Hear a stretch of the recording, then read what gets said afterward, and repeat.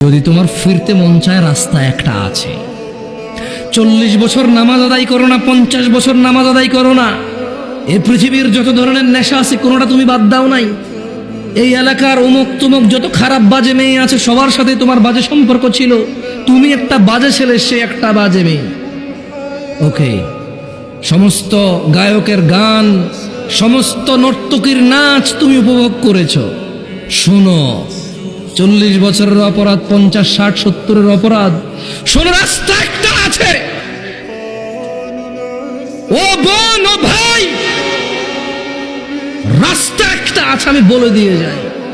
হাদিস থেকে বলবো না যে তুমি বলবা জাল, দইফ, এইটা হাসান কিনা, সহি কিনা। কেউ তোমাকে বিভ্রান্ত করবে, আমি ওখান থেকে বলবো না।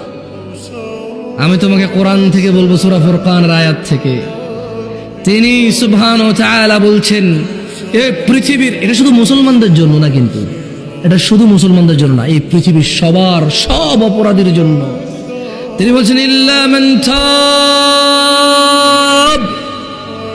অতঃপর যে অপরাধ ছেড়ে ফিরে আসে, ওয়া আমানা, আল্লাহর প্রতি ঈমান আনে, ওয়া আমিলা আমালান সালিহা, এবং যে সৎ কর্ম করে, ফাউলাইকা ইউবাদদিলুল্লাহু সাইয়্যাতিহিম হাসানাত, যে তওবা করে ফিরে আসে, ঈমান আনে, ভালো কাজ করে, আল্লাহ তার জীবনের যত গুনাহ আছে সবগুলোকে নেকিতে পরিবর্তন করে দেবে।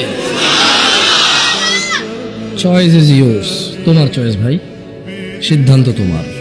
তুমি তোমার জানা নিয়ে মরবা, মদ নিয়ে মরবা, নেশা নিয়ে মরবা, বেনামাজি নিয়ে মরবা, নাকি সবগুলোকে, এগুলো থেকে ফিরে এসে এই সবগুলাকে নেকির পাল্লায় নিয়ে আল্লাহর সামনে, আল্লাহর সন্তুষ্টি চিত্তে আল্লাহর জান্নাতে প্রবেশ করবো। সিদ্ধান্ত তোমার।